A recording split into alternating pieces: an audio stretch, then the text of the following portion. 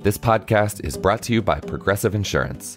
Whether you love true crime or comedy, celebrity interviews or news, you call the shots on what's in your podcast queue.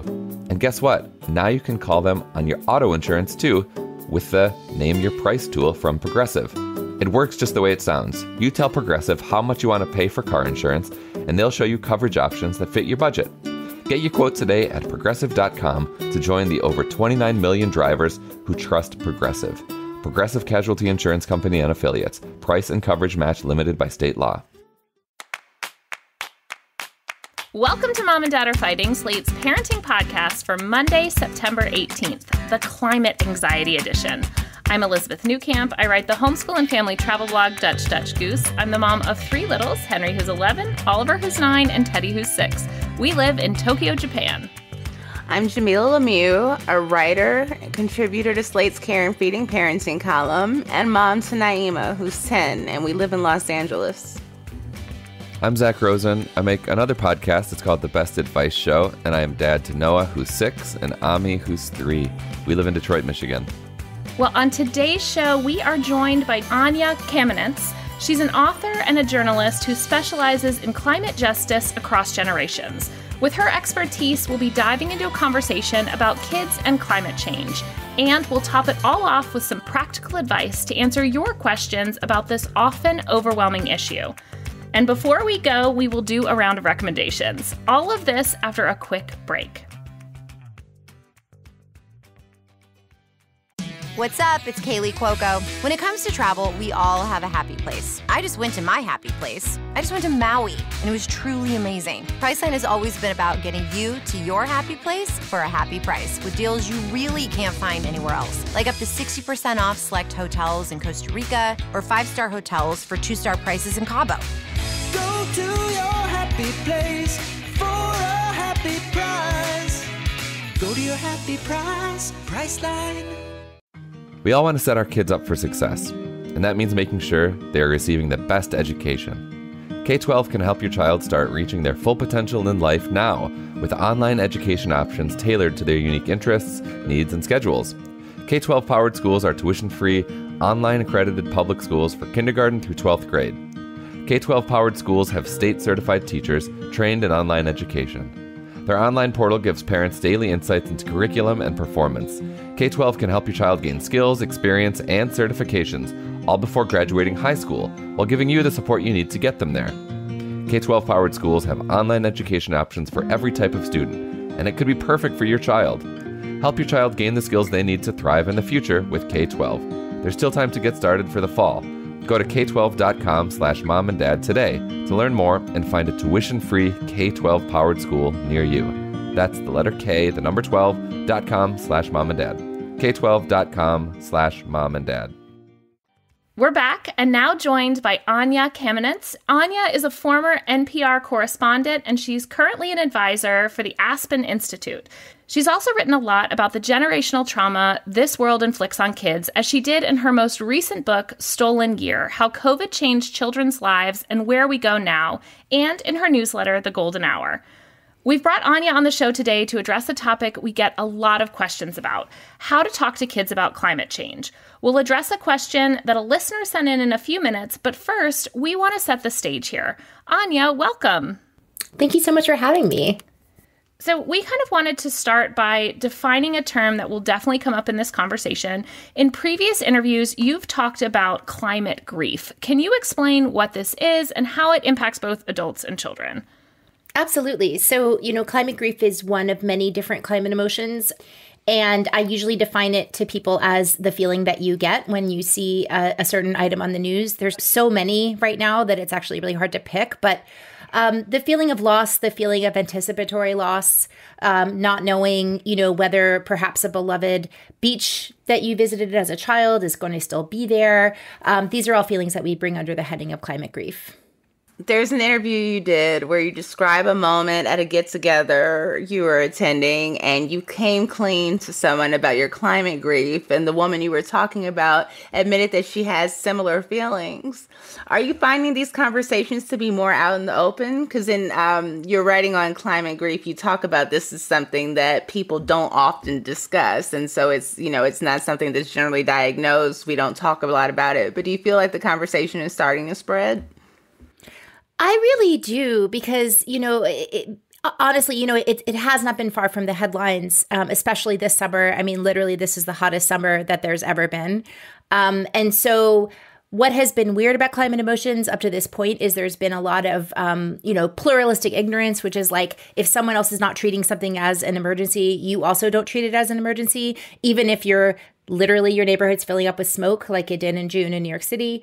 But once you start talking about it, and I found since I started talking about it, there is just this gush of feelings that happen, and people feel honestly better, because anything that you talk about and share with someone else is better than not sharing it. And, climate change is one of those few things that's happening literally to every single person in the world. It's not something that any of us needs to go through alone. What are the sorts of images your kids are bringing back to you, associated with their climate grief? So my kids are 11 and 6, and I would have to say that we've done a lot of more processing around this, and this is kind of, I changed my whole life and career around because of this. But when my older daughter was 7 years old, I was just washing dishes in the kitchen, and she turned to me really casually and said, "You're lucky that you got to grow up and be an adult before the world exploded." That's devastating. Yeah. I think a lot of the questions that people write into us about climate change is this idea that they want to convey the seriousness of it to their children. They're worried about it, right? But also as parents, we don't want to overwhelm our kids and have them live out their time in despair and anxiety. Yeah. So like, how can we balance those two things? Do you have any thoughts? I mean, clearly your child came to you and was sort of like asking you for that, right? When she says like, I'm glad that you got to grow up. How do you answer in a way that's honest, but also, I think, protective as a parent? Yeah, I mean, this is really the core question. And I think it's such an important and moving one, because it's our love and our concern for our kids that I think ultimately is going to lead people to take the right kind of actions on climate change. Because, the answer is not just something that you say to your kids. It has to be also something that you're doing, right? Mm-hmm. And, just to let that sink in a little bit more, when my daughter said that to me, she actually had a misconception. Like, she thought that the planet was going to explode, right? So that was something I was able to actually debunk, and say, that's not literally what's happening. I know where you got that idea. But when we talk to our kids about climate change, we obviously, like any other topic, like race, like sex and consent, even like death, right? Even death itself. These are topics that first of all, we need to do our own processing of our own feelings about it. We can't come to our kids as a total wreck. We have to be able to talk to our friends and talk to a therapist if that's important to you. Once you've done that and then you're talking to your kids, we want to give them the right amount of information. And a lot of times, they're getting information mainly from the media, right? So a very recent survey of 1,300 youth, 14 to 25-year-olds, found 68% are experiencing mental health negative impacts as a result of hearing about climate change. And primarily they're hearing about it on the news, right? So we need to be able to cushion that information and give it the right kind of context, which is to say that, we need to talk to them about the progress that's being made on climate change. We need to talk to them about what's in the Inflation Reduction Act and why there's been, this huge growth in clean energy. And actually, the projections of global warming have gone down in the last 5-10 years because of the amount of effort that's happening. It's still not enough, but they need to see what's going on out there. But then the next step is you have to talk about the actions that you're taking as a family, right? And our kids need to be part of those actions. Yeah, what kind of stuff are you and your family working on right now, action-wise? I mean, it's been on a lot of different levels. Both my husband and I, first of all, this is really big, but we both changed our careers around a little bit to focus more on climate change. I'm doing this advocacy work alongside reporting work and talking about climate change. I think that relieves them a lot because they understand that it's not up to the kids to fix. As a family, we've done things around the house to decarbonize, to, get rid of our gas stove, to compost. We've started to invest some of our, lucky enough to have some extra resources to invest in a agriculture project upstate.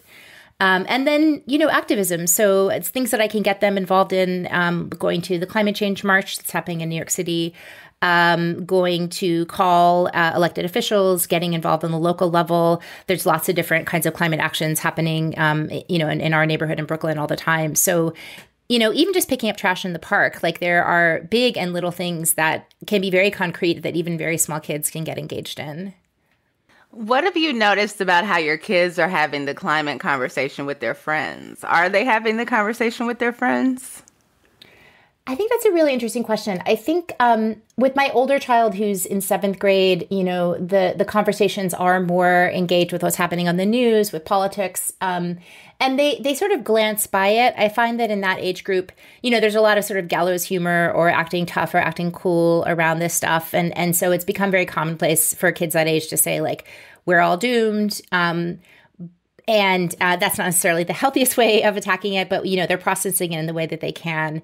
I think for my younger child, and this is also going along with research that I've heard, kids are getting all kinds of messages about the negative impact that they and that humans are having on the planet. So, what we can do to counter that and the ways that kids can get engaged in helping nature, taking care of nature. Those are things that my younger daughter really loves to do with her friends. She loves to be in the park. She loves to see what's going on with bugs and in the garden. And so those are ways that kind of positive climate messages can come into their play. You're talking about these positive ways that kids can be in nature. Can we talk more about maybe breaking up the ages and age-appropriate positive steps that kids can take? And if we can break it up, like, what can little ones do, then what can our kind of elementary kids do, and then what can we be encouraging our teens to do? Absolutely. So I first of all, when we talk about action, there's some really good research specifically with children about coping with climate emotions by Maria Ohala. And she talks about 3 kinds of coping, and they all need to happen at the same time. So emotion-focused coping is the basic building blocks of emotional literacy. Like if your child is sobbing on the floor, crying about, the whales, that's not the time to be like, let's go make a protest. You need to be there with them in that feeling and to honor that and respect that because they're entitled to their feelings. And all the building blocks that we use, and I'm sure you talk about it on the show all the time about how we deal with emotions. The problem-focused coping is the stuff that we do to try to help, okay? And I'll talk about that at different age groups. The meaning-focused coping is where you lean into the messages that say, there are so many people working on this problem. There are literally millions of people around the world joining hands to work on this problem. There are smart scientists and engineers. There are people we can look up to. There are activists. This is not for you to fix by yourself. And I never want you, my child, to feel like it's your thing to fix because we're all in this together. And that's such an important message to lean into. When we start talking about positive actions, let's start with the really little ones, right? If you've ever been in a Montessori classroom, they talk about care of self and care of environment, right? Very little things that we do. We turn the faucet off when we're brushing our teeth, right? We maybe pick up a little worm that's come up on the sidewalk when it's raining and we move it to safety, right? We take care of the living things around us. We make sure that our cats and dogs have water when it's hot outside. You can water a tree when it's hot outside. So you can extend that care to living creatures that are plants. So these are the types of things we do with the really little ones. And just being out in nature and enjoying and noticing the things in nature is a huge thing for that age group. Elementary school, they have so many questions, right? They have questions about physics. They have questions about geography, questions about weather patterns, watching storms. So these are all things that we can indulge and we can answer their questions. We can help with them get engaged in communicating with elected officials. They can leave voicemails. They can draw pictures. We did an activity at my daughter's field day in elementary school where they drew pictures of their dreams for a clean, green New York City, and they sent them to elected officials. So, and that also sends the message for this is for decision makers to solve. Like we're making our voices heard so that they will fix it, right? And then obviously picking up things around you, picking up trash, reducing waste. So you could talk about like, can we have less plastic at our birthday party? What can we do to make sure that we don't have trash? Can we encourage our friends to have reusable cups at the barbecue? So thinking about reducing plastic waste, that's another one that kids can get very engaged in. And this is something teachers do, right? It's like noticing the questions that your kids have and moving that into positive action. I think that's always like a nice thing to do. With older teenagers, they tend to be very interested in the intersections between justice and climate change. So, a lot of Gen Z activists and a lot of teenagers are really interested in basically frontline communities, the relationship between various types of groups and oppression and climate change. So, thinking about that and thinking about how they can get empowered to take action and really identify the enemies. Like there are bad guys, there are fossil fuel companies, and there are politicians that are corrupt and people that are causing this to happen and sort of galvanizing people against that kind of force. It's something that really draws on the innate tendency of teenagers to fight the power. I'm really inspired, Anya, by the modeling you've been doing with the conversations you're having with your family, but also with your career, that you've pivoted in such a way. I'm curious, like psychically, emotionally, how you're feeling now that you've actually been like, I'm gonna like really change my path. I'm gonna step away from NPR. I'm gonna do this other thing. What has that done to you? It's been awesome. I really recommend it. I think everyone should do it. Yeah. I mean, and whatever the thing is that you care about that much. But honestly, I've had so many conversations. I would have to say every week or every 2 weeks, I get a call or from a friend of a friend who's climate curious, who wants to understand the intersections between their career and the climate crisis. Cartoonists, lawyers, tech people, and just people getting woken up to these intersections, because the climate crisis takes everybody, right? It takes everybody's skills and everybody's solutions, everybody's networks. And so, yeah, it's been amazing. For my own mental health, it's been amazing. And even just for the point that at least once a day in a work meeting, I get to be like, fuck, I am so upset about this. And someone else is like, I am too. And this is a safe space to talk about it. And we don't have to pretend like we care more about something else that's happening other than this. Talk to us about some of the young people that are taking powerful action. I get to come across and work with so many inspiring climate activists. There's a young man named Shiva Ravnanjari, and he was elected to his school board in Idaho to fight for climate change and to decarbonize his school system in a place where it's a very red state, but he's making the case based on energy costs. There's a young person named McKenna Dunbar, who's both a college student and works for Sierra Club and is a patent holder on like various kinds of clean energy. They work for environmental justice in rural Virginia. I mean, it's amazing what the kids are doing. They're no holds barred out there, and they have so many different skills, and they're just really, really focused on making the planet better. And we're just out here saying like we have to help them and give them a voice, because this really belongs to them. Anya, we have a question from a listener that we're hoping that you'll help us with. Yeah. I have 2 children, a 3.5-year-old and a 7-month-old. I have deep fears about climate change, and I often think about the extreme challenge that my children will face. Sometimes I feel guilty for having brought children into a world with such an uncertain future. My husband and I decided to have children because we believe that life can be wonderful even when it is difficult. I think that it's important to be hopeful and take action in the face of challenge, and I want to convey that to my kids. But how? When? Should I talk to my children about climate change? Wow. My heart really goes out to this parent. And I mean, we've all been there. I think anybody who has kids in 2023 is asking these questions. And I think what I just want to say is I want to give them permission to have the feelings that they're having. And it's really not about the words that you're going to tell your kid. It really is about what they're going to observe about your life and the way that you move through the world, and this is very similar to advice that I got as a white mother during, the Black Lives Matter movement beginnings, where it was like, well, what do you say to your kid about race? And it's like, it's actually not what you say to your kid about race. It's about the neighborhood that you live in, the friends that you have, and the convictions that you show, and even the books that you buy them and the toys that you buy them. And it's about a life of choices that you make, and no words are ever going to be the exact right perfect words to counter any of those things. And so I believe it's the same thing for climate. I mean, I hope that this person, as they grow in their path as a parent, uses these feelings and turns them into conviction and into actions that their children can share with them in, and take joy and take hope in that. Do you have a line, Anya, like a line in the sand of something you're someone who talks to your kids a lot about this stuff, but is there something where it's like you're talking to your husband, you're in your grief late at night, and you're feeling, you're in your feelings, and you decide, actually, I'm just not even gonna, I can't even address this yet with them.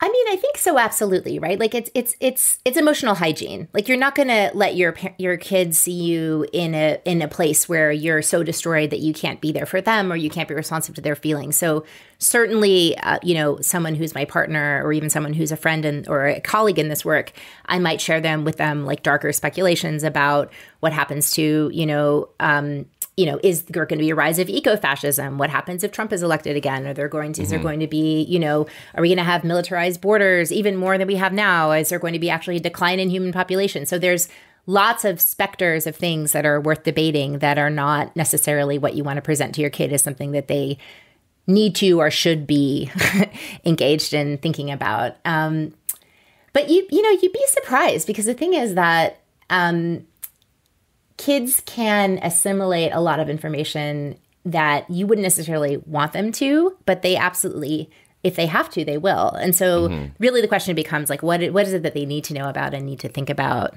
And for me, that would include, like I've always been very open to my kids about the death itself, right? The fact that life ends and that we have to come to terms with that is something that's probably the hardest thing, I think, in some ways to deal with. Mm-hmm. All right. Well, I think this is a good place to kind of end this conversation. But Anya's newsletter is called The Golden Hour, and we will, of course, link to that in the show notes. But Anya, where else can listeners find you?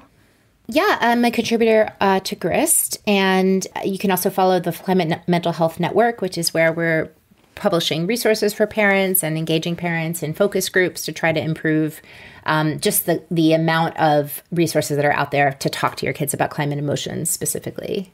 And listeners, we, of course, would love to hear more from you about climate change and how you're handling these tough conversations, or honestly, anything else you want to share with us. You can, of course, give us a call at 646-357-9318 or email us at momanddad@slate.com. Anya, will you stick around with us for recommendations? Absolutely. All right, great. So we'll see you all back here in a minute.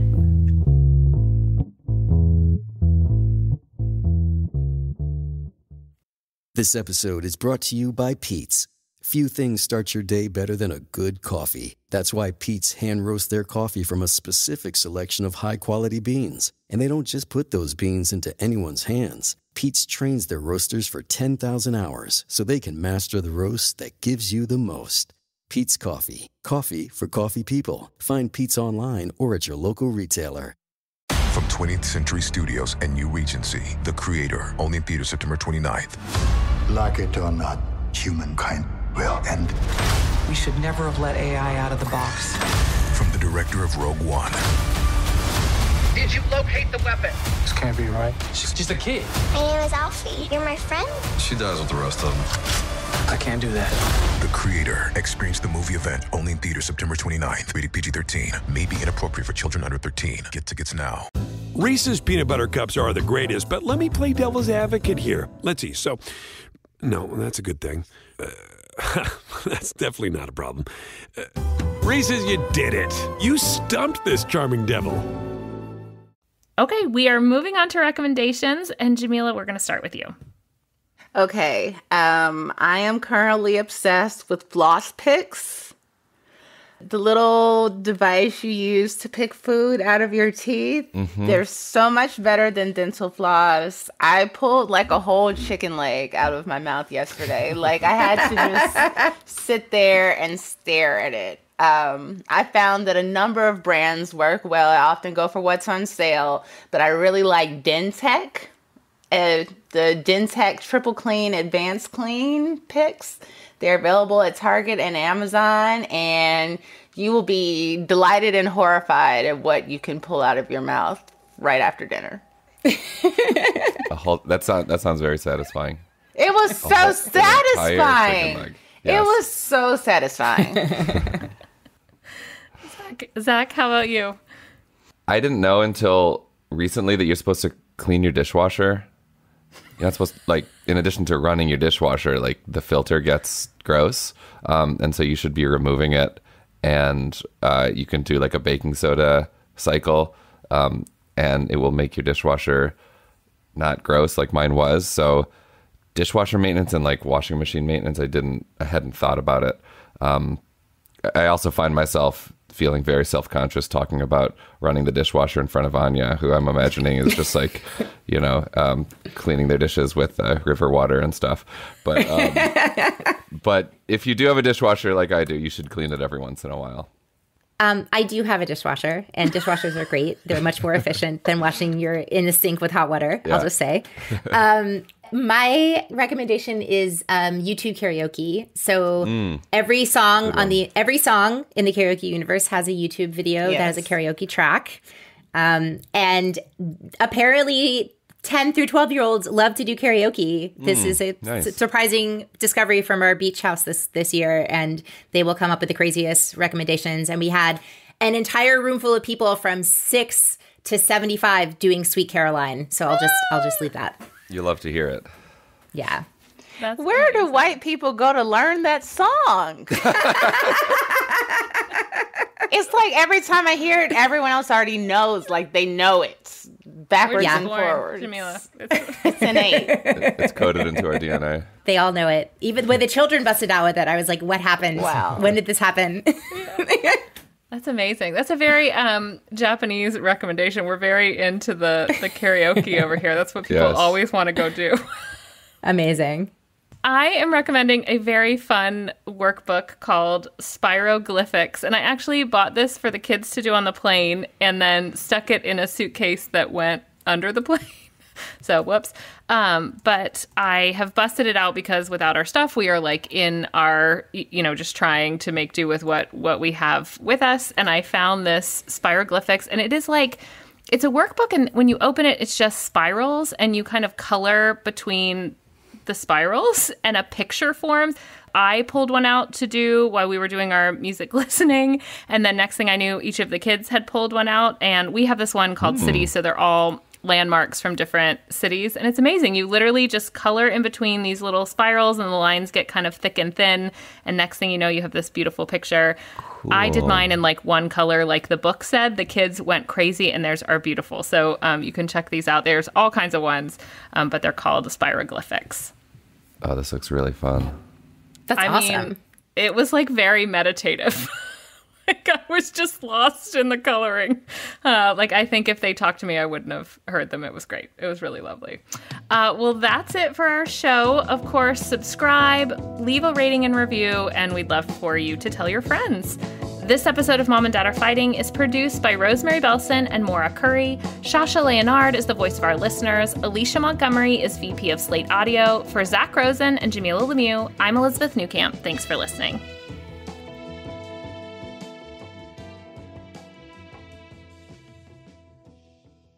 Hey everybody, it's Tim Heidecker. You know me, Tim and Eric, Bridesmaids, and Fantastic Four. I'd like to personally invite you to listen to Office Hours Live with me and my co-hosts, DJ Doug Pound. Hello. And Vic Berger. Howdy. Every week we bring you laughs, fun, games, and lots of other surprises. It's live. We take your Zoom calls. Music. We love having fun. Excuse me? Songs. Vic said something. Songs. Music. I like having fun. I like to laugh. I like to meet people who can make me laugh. Please subscribe now.